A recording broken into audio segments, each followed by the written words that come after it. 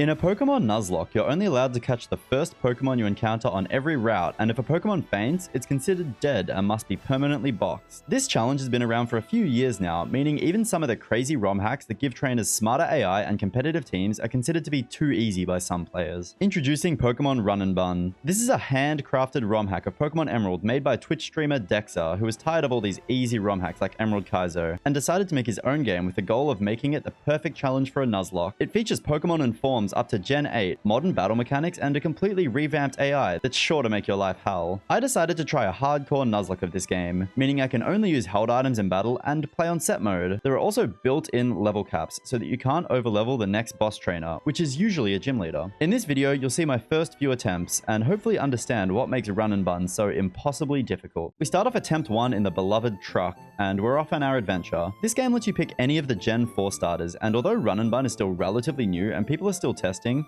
all 3 starters seem very viable and can fill different roles. The Turtwig line has shell armor and gets access to synthesis later on, allowing it to be a very safe tank and wall. The Chimchar line has outstanding speed and offenses, allowing it to 1v1 a lot of potentially dangerous Pokemon. Piplup is also an amazing defensive option, as Empoleon's typing resists a ton of moves, meaning it can often switch in very safely. For my first attempt, I choose Turtwig, as it seems to be a very safe option against a lot of the early game trainers. There are heaps of potential encounters in the early game. Every route has 5 or 6 different things you can get, some of which are amazing and some of which are hot garbage. I catch a Timpole, Lillipup, Houndour, Tentacool, and Rookidee, most of which are decent. Most of the trainers on the first route aren't too scary, so we breeze past them. This Spinder would never metronome self-destruct, right? No, it didn't. We pick up a Krogunk and a Blipbug, and we're off to fight more trainers. Most of these trainers are pretty easy.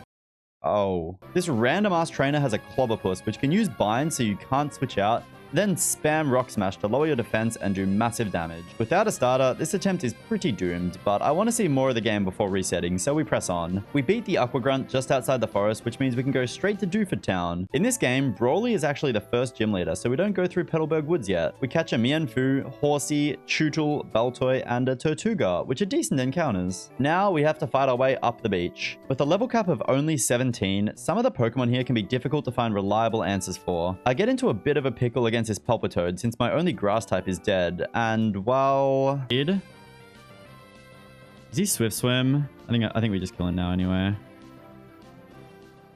Right after this, I make an even more costly misplay. I knew there were 2 trainers left on the beach, but I couldn't spot the final one, so I walked onto the one tile that makes you fight both as a double battle. I didn't even realize this could be fought as a double battle. Oh, something's dying here.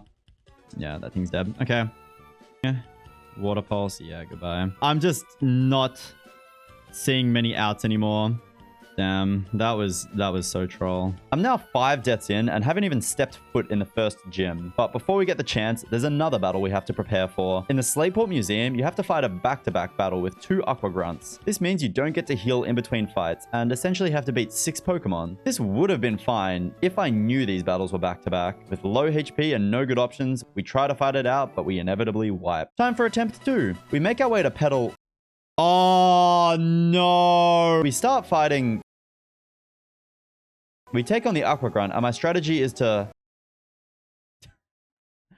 Was that 5-hit crit? Holy! My only fighting type is a Galarian Farfetch'd, which is pretty trash. This Munchlax has Belly Drum and a berry which boosts its speed when at low HP, and the Gluttony ability. All this together means that if you can't outspeed and do at least 50% of its HP in one turn, it will start killing every Pokemon in front of it. After too many messy deaths, it's back to the truck for attempt 3. Instead of telling you what happened, I'm just going to show you. This guy, we go here. Eat a sludge, click Mega Drain. Wait, what?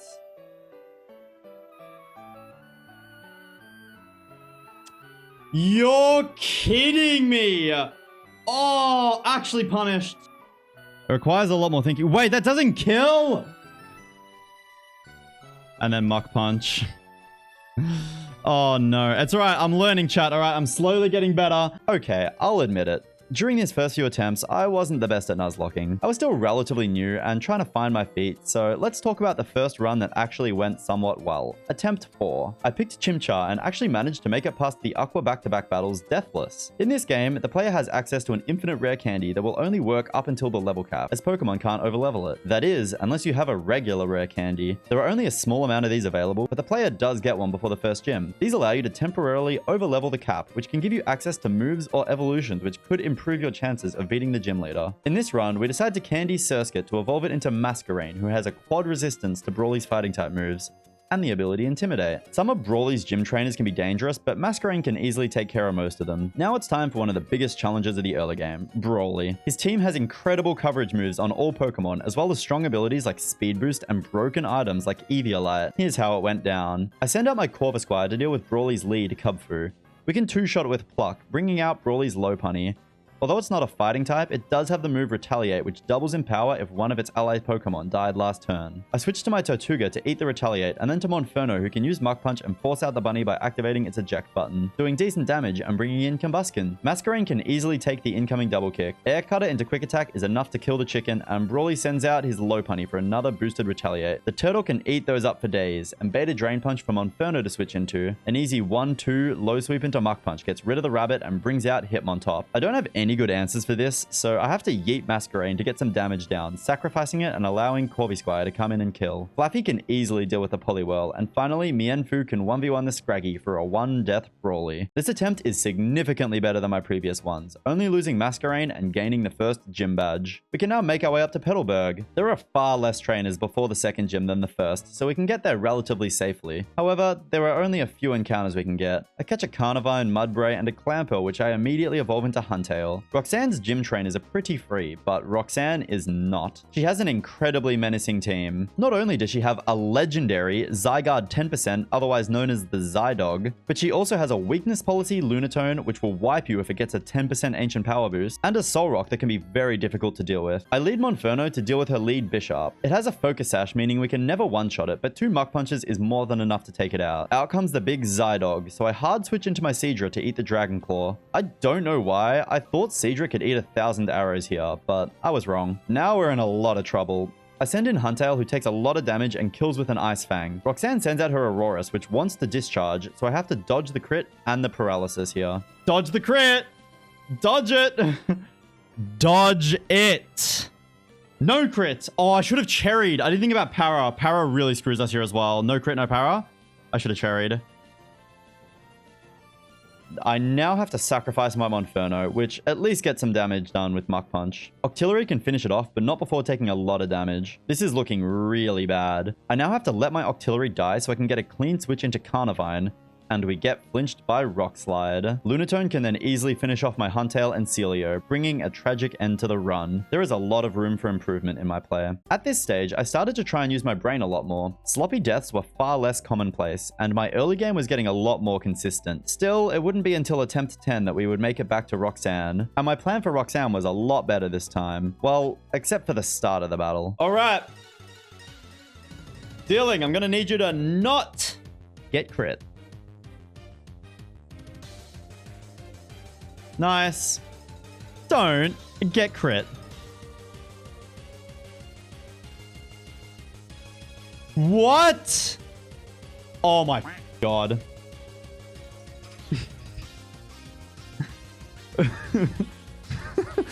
What? Dude, is my calculator broken? Did I buy it from the $2 store? Like, what the fuck is that?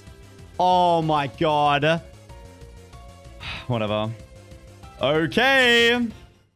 Out comes the Zygarde. So this is going for 1,000 arrows. I think I definitely pivot through Grodel here. Who needs Wide Lens? Yeah. Now it's going for Skitter, so we go here. His dealing strat for Bishop was hype. Jump kick dealing. Ooh, ooh, ooh, ooh. Hang on. Okay, Huntail, buddy. Oh, wait. Okay, yeah, we just need to not get crit. Huntail. I'm gonna need you to not get crit on this one, please. One time. The one time.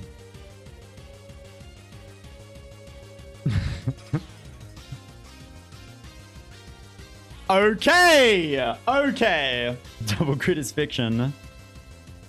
Goodbye, dog. He's gone. All right.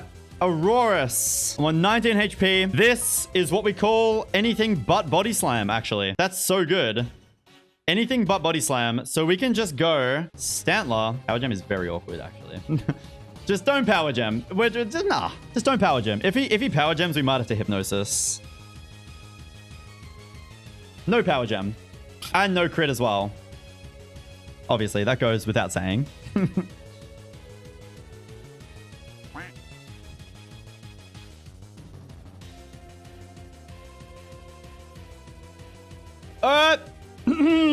I think I do need to hypnosis. Just got a hunch. Please. This isn't Lum, is it? Oh, it's Lum. Yeah, okay. Stantler sack. We sack the Stantler. There's like no other play, I think, right? I need to get big damage on this thing. I don't think I have anything else I can do. If I get a crit and high rolls, maybe. Probably not, though. The Prince crits here. Yeah. Come on. Crit him back. The one time.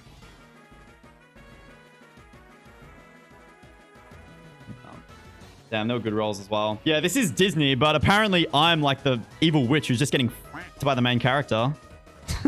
Oh my god. I'm guessing this is Linoon to finish it. These crits are really unfortunate. This has already gone so poorly. Caracosta. Okay, that's fine. Nice.